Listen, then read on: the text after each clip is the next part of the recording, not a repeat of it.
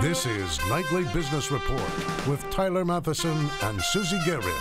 Brought to you in part by TheStreet.com, featuring Stephanie Link, who shares her investment strategies, stock picks, and market insights with Action Alerts Plus, the multi-million-dollar portfolio she manages with Jim Cramer.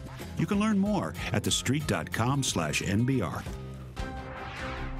Breaking 80, the price of oil falls below a key level during the trading day. Now, while that's good news for drivers, it could be bad news for parts of the job market. Hashtag disappointing. Twitter's quarterly revenue more than doubled, but its outlook failed to impress investors, and that sent the stock lower in initial after-hours trading. And not accepted. Apple Pay was supposed to usher in a new way to pay for just about anything. But a week after its launch, why are two major drugstore chains disabling the technology? We have all that and more tonight on Nightly Business Report for Monday, October 27th. Good evening, everyone, and welcome. The price of oil has always had an outsized impact on the economy, on the stock market, and on consumers. Remember how careful you were about driving when gasoline was up above $4 a gallon not so far ago? Or where you set your thermostat after getting your home heating bill? But right now, with lackluster global demand and oil production, especially here in the U.S. at a peak, gas prices are near a 4-year low. The price of crude has fallen roughly 25% since hitting a high back in June. And that's added to the volatility in the markets and worries now about how low oil can go. Today, another sharp pullback in oil prices. For a time, they even dipped below the $80 a barrel level before they recovered. At the close, oil was basically flat, down a penny, and at exactly $81 a barrel. Jackie DeAngelis has more now on falling oil prices and what they could mean for the economy and you. Oil prices continuing their decline, and that has retail gas prices sinking like a stone. The national average for a gallon of regular gas now $3.08, a 4-year low. Prices at the pump falling 18 cents in just the last 2 weeks, according to the Lundberg survey. This is good news for consumers who are saving roughly $50 a month on gas. Not only will they feel this power of low gas prices, but they may choose to spend that money elsewhere. But could there be bad news, too? The U.S. oil boom is adding thousands of jobs to the U.S. economy. If oil prices continue to fall, analysts expect that could force the producers to scale back on drilling, which could mean less job growth in the industry. The main reason you have a problem here is that at a certain level, it doesn't pay to explore, it doesn't pay to produce more. At that level, that's why we had all this talk about all this exploration and new technologies when we were at the higher prices. At this level now, all your producers are going to have to think twice about taking on people and going further in their explorations. And the oil majors spend money on other things. They make capital expenditures for equipment and exploration. Reduced purchasing could put a big dent in the economy. So when will oil producers start to feel the pinch? It really is difficult to say. Estimates suggest the cost to produce in this country is anywhere from $70 to $77 a barrel. So there's still some wiggle room. But with Goldman Sachs reducing its 2015 forecast to $75 a barrel, well, that's dangerous territory. The question now, of course, how low can we go? It looks like it's going to take a while, maybe take a few months. But once we broke through certain levels on a monthly chart, it looks like you could see levels as low as $50 some months from now. If oil prices continue to collapse, AAA says gas prices will move lower in tandem. We could see the national average fall under $3 in the coming months. But it does seem that that could come at a price. For Nightly Business Report, I'm Jackie DeAngelis. Falling crude prices haven't just impacted major producers like Chevron or ExxonMobil. Lesser-known companies involved in drilling, exploration, oil field services, and other energy-related businesses have seen their shares plunge since oil prices hit a high on June 20th. Shares of Nabors Industries, one of the world's biggest drillers, tumbled 38% from those June highs. Transocean, the offshore oil rig giant, down 36%. Newfield Exploration, Denbury Resources, and Southwestern Energy, each off 34%. The cost of fuel, of course, one of the biggest expenses for airlines. So when fuel prices decline, it's generally good news for carriers and their shareholders. Here's how some of the nation's biggest airlines fared today. United shares up 4%, JetBlue higher by 1%, America, Delta, and Southwest all fractionally higher. Meanwhile, OPEC will likely keep production levels right where they are. Reuters reports that a senior oil official from Iran says the oil cartel is not likely to lower its production ceiling at its next scheduled meeting in November. Anthony Chan joins us now to talk more about low energy prices and what they mean for the U.S. economy. He's chief economist at Chase. Okay, Anthony, you've heard the conversation. There are two sides to this story. One is that low oil prices helps U.S. consumers. The other is that it hurts increasingly significant U.S. producers. On balance, is oil at $80 a barrel, at 75, at 70, a good thing for the American economy? Well, remember, when oil prices come down, it certainly gives a big boom to consumers, adding as much as $1 billion or more for every penny that gasoline prices go down. But as you always know, whenever something happens, there are two sides to the issue. Will it cut some capital expenditures? Will it cut some jobs? Of course. But you got to ask yourselves, what is on net the balance? And on net, I think it's a much bigger positive contribution to the overall economy, given that consumer spending is close to 2/3 of the economy, and given the fact that capital spending on oil services and exploration is such a small share of the employment market that if you all of a sudden see these fuel prices coming down, you're going to have more demand for goods and services, and certainly even more demand for airline tickets and things like that. That on net is going to be a positive. Is there a point, Anthony, where oil prices get so low that it has a negative impact on the economy? So right now, $75 a barrel is sort of the number that a lot of people are talking about. If it goes below that, is there a point where it could have a negative impact? It could always have a negative impact to the extent that people start to think that that's a sign that the global economy is actually deteriorating. But when you look at the last couple of years, the major reason why oil prices are coming down is because the supply of oil has been growing at a fast pace. Yes, demand has slipped a little bit, but in terms of trying to balance both of those factors, it clearly is more supply-driven than demand-driven. But to the extent that lower oil prices reflect the fact that global economic growth is slowing, we're going to see investor sentiment and ultimately consumer sentiment taking a hit if prices go down too far. I guess what's different in this oil price slide, and it certainly has been a slide from the over $100 a barrel level back just a few months ago, is that it used to be that when oil prices went down, who got hurt? OPEC got hurt. Non-U.S. producers got hurt. And, of course, there were some U.S. producers. But now there is a much more significant domestic oil industry in this country. And so those American producers do feel a pinch, right? Absolutely, because if you look at U.S. production over the last couple of years, it's been increasing at a pace of a little bit more than 1 million barrels of oil. And by the way, all expectations are it will continue to do that. On the other side, what you also see is that U.S. producers are getting more and more efficient and, in fact, increasing their efficiency by almost 20% every year or every year and a half. So believe it or not, even though they're going to be hurt if oil prices come down, if you just wait long enough, the efficiency gains in production will, in fact, offset some of this decline, but that will take time. Well, picking up on what Tyler just said, Anthony, I mean, there was a time where OPEC called all the shots, and they have a big meeting on Thanksgiving Day, actually.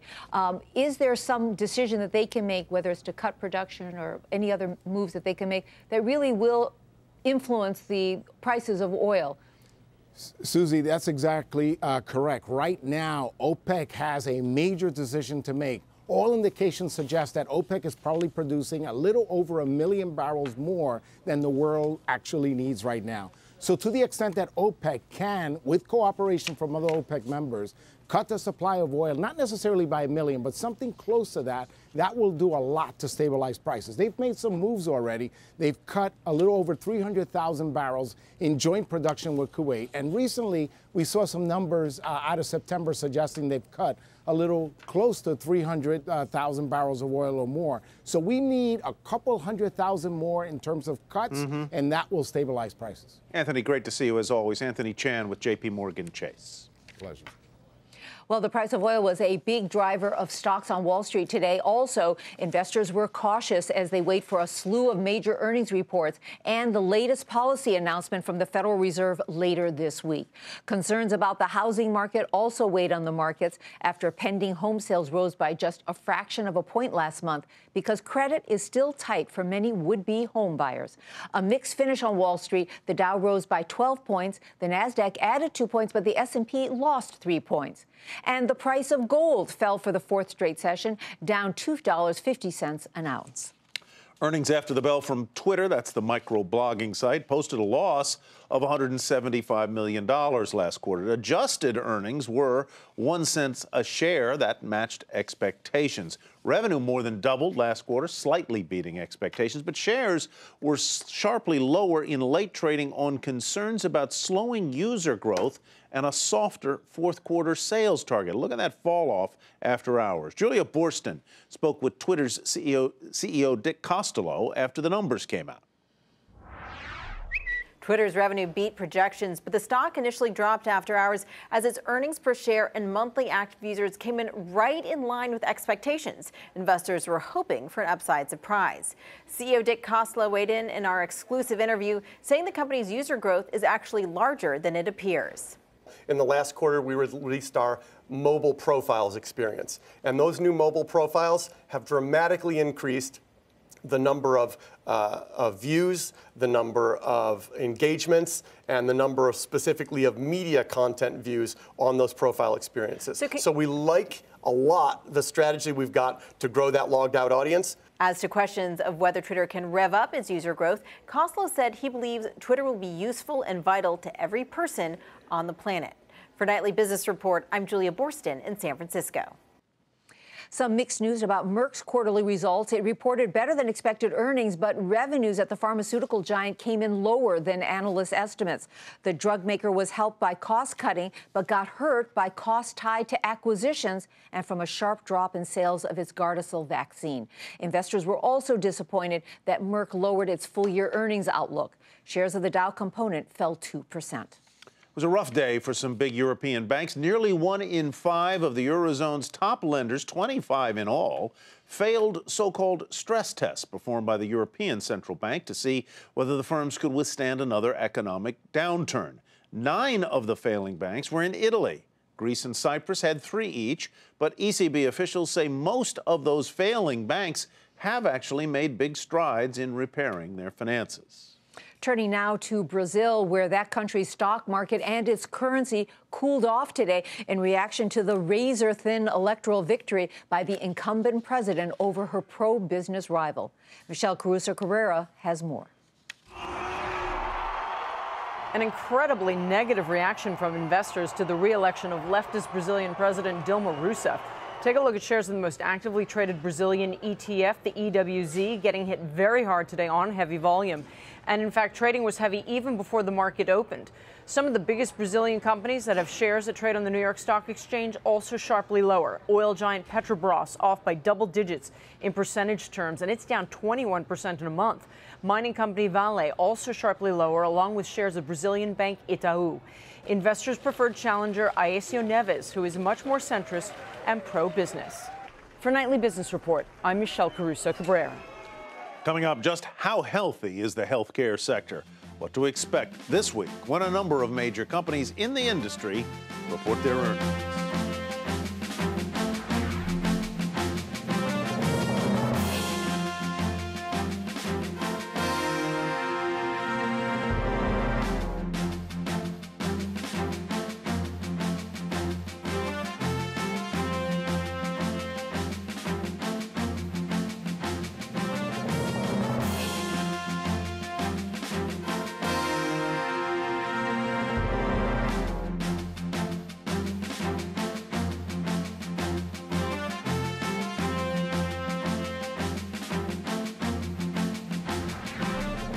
It's been 1 week now since Apple launched its new iPhone-based mobile payment system, and already some retailers are dropping Apple Pay.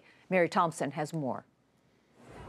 As the battle for bragging rights and mobile payments heats up, one of the newest entrants proves too hot to handle for 2 retailers. Drugstore chains CVS and Rite Aid were not among Apple Pay's retailing partners, but they did have the technology needed to accept it.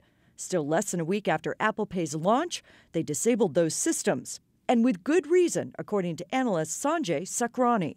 CVS and Rite Aid are part of the Merchant Customer Exchange, which is a competing initiative to Apple Pay. Known as MCX, the exchange is a group of more than 50 merchants frustrated and fed up with the fees they pay debit and credit card processors like Visa, MasterCard, and American Express.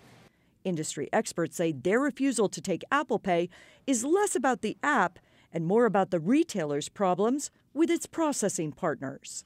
MCX declined comment, though the moves by Rite Aid and CVS come ahead of next year's launch of the exchange's own mobile payment app called Currency.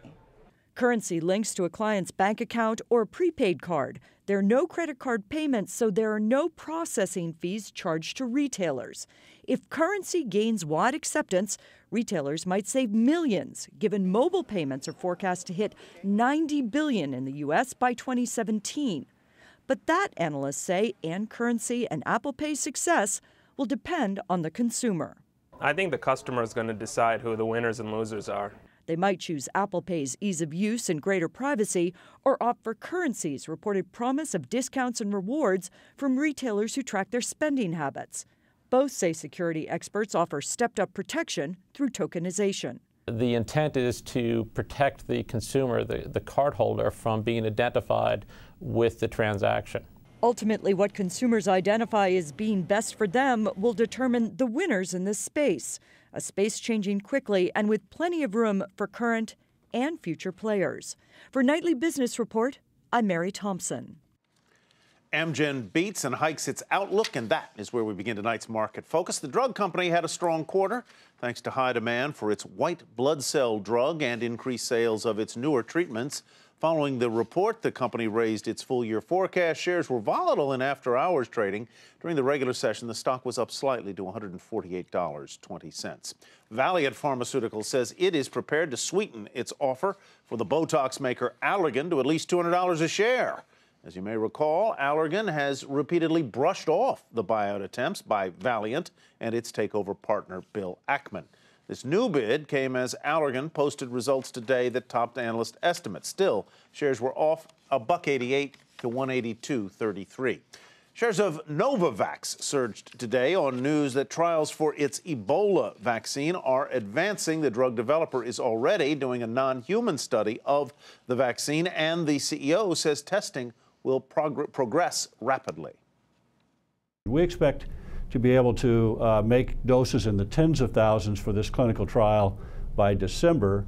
And by the end of the first quarter, we will be able to manufacture, at our biotech company, be able to manufacture in the millions of doses per month. The stock popped 13% on that news to $5.80. A setback, though, for Sarepta. The Food and Drug Administration is asking for additional data on the biotech company's application for its new muscular dystrophy drug, and this means that the filing for the treatment will now be delayed into mid-2015. Shares there down 32% today alone, closing at $15.91. Strong quarterly earnings from Citizens Financial. They were up more than 30% from last year. It also declared a 10-cent quarterly dividend that it'll pay to shareholders in November. But despite all of that, shares were down 1.5% to $22.85. Micron Technology's board authorized a $1 billion share buyback program, sending its shares higher. This is the chip maker's first share repurchase plan in 3 years. Micron rose 4% to $32.30.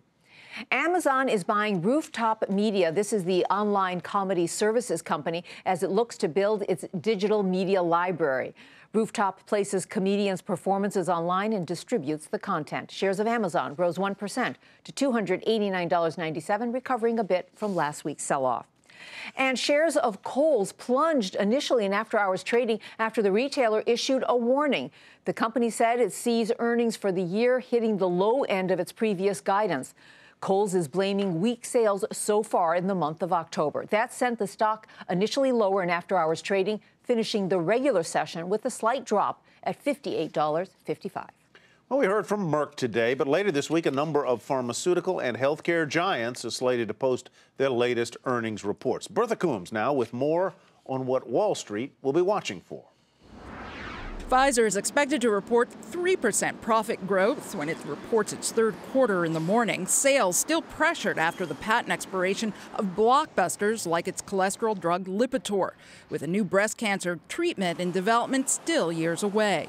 A very different story for Gilead. Sales of its $1,000 a day hepatitis C drug Sovaldi are expected to top $10 billion this year, resulting in earnings growth of 10%.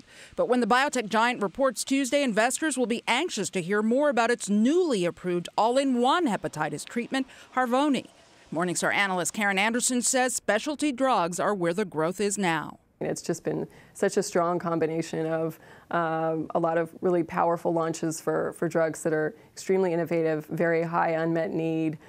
Because of that, they have such strong pricing power. For the major insurers, low medical cost trends have helped boost profits. A big question is how long it will continue, especially for the large players in the Affordable Care Act exchanges. Aetna will be the first of the group to report Tuesday, followed later in the week by WellPoint, the biggest exchange player, and Cigna, which cited low margins on exchange plans, pressuring profits in the second quarter. But for some, ACA pressures could be offset by the bounce back in overall enrollment since the Great Recession. The availability of new insurance, people being able to afford the co-pays through having higher employment levels. I mean, I think all of that is kind of tying together and supporting just a lot of fundamental strength in the healthcare sector. Earnings momentum from biotechs and insurers have helped send the healthcare sector to all-time highs, putting it on pace to outperform the overall market for the fourth straight year. Bertha Coombs, Nightly Business Report. Coming up, place your bets on what's shaping up to be a big fight in the Garden State on the future of sports betting. We'll explain right after this.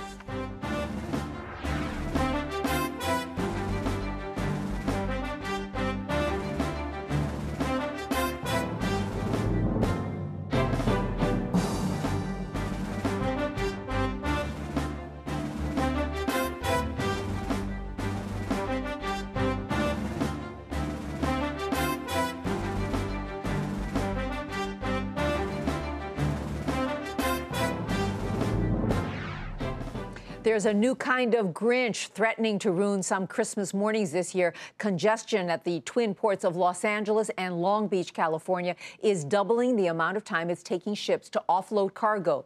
Those delays that are hitting the toy industry especially hard as it tries to get imports to stores ahead of the all-important holiday shopping season. Union labor talks and a lack of enough equipment are getting the blame. A big setback in New Jersey's plan that would have allowed casinos in the Garden State to begin sports betting yesterday. That didn't happen, and now some are questioning whether it will ever happen. Morgan Brennan has more.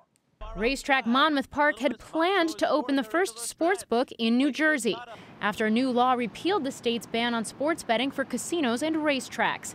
But that was put on hold after a federal judge granted the NFL and other major sports leagues a temporary restraining order on grounds of irreparable harm. That means a lawsuit by the most powerful leagues against the state to keep betting banned will now proceed, but not without New Jersey and its businesses pushing back. We believe firmly that when we get back to the Third Circuit Court of Appeals at a higher level, we will be successful, and this is a delay, not the elimination of being able to offer sports betting to fans in New Jersey. Thanks to a 1992 federal law, sports betting is illegal in the U.S. in all but 4 grandfathered states: Nevada, Delaware, Oregon, and Montana.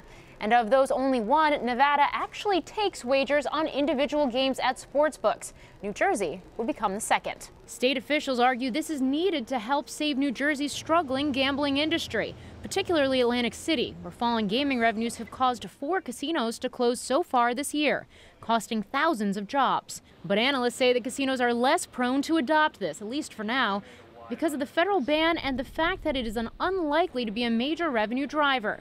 In Nevada, for example, sports betting accounts for roughly 1% of overall gaming revenue. I don't think you'll see any of the major Atlantic City casinos in a rush to put in sports books until the federal rule is very, very clear. These guys have licenses in multi-states and other countries. They never put that at risk. Where a racetrack in New Jersey, is probably running break-even cash flow at best and has much less to lose, putting money into a sports book. Which is why it is a racetrack that's first out of the gate. But the legal battle is only just getting started, with this case widely expected to get appealed, no matter the outcome. Meantime, if you want to bet on football, you'll have to fly to Vegas. For Nightly Business Report, I'm Morgan Brennan. Some good news today for Toyota, which reaffirmed its position as the world leader in auto sales. For the first 9 months of this year, Toyota has sold 7.6 million cars and trucks, 3% more than a year ago, and it beat out Volkswagen and General Motors for that title. And finally tonight, Consumer Reports magazine is out with its annual list of the most and least reliable new cars. Here they are at the top spot, the Scion XB, followed by the Lexus CT200H and the Lexus ES300H Hybrid. As for the bottom of the list, the Fiat 500L, the Ford Fiesta, and the Mercedes-Benz CLA 250. The biggest problem this year, infotainment systems and in-car electronics that don't function properly. It's all those bugs and glitches you get when you have too many electronics. Interesting that the three of the top most reliable cars were all Toyota brands, which is also Toyota leading the top-selling car. Good time for Toyota after a long time. That's Nightly Business Report. Thanks for watching. I'm Susie Garrow. And I am Tyler Matheson. Have a great evening, everybody. We'll see you right back here tomorrow. Nightly Business Report has been brought to you in part by TheStreet.com, featuring Stephanie Link, who shares her investment strategies, stock picks, and market insights with Action Alerts Plus, the multi-million-dollar portfolio she manages with Jim Cramer. You can learn more at TheStreet.com/NBR.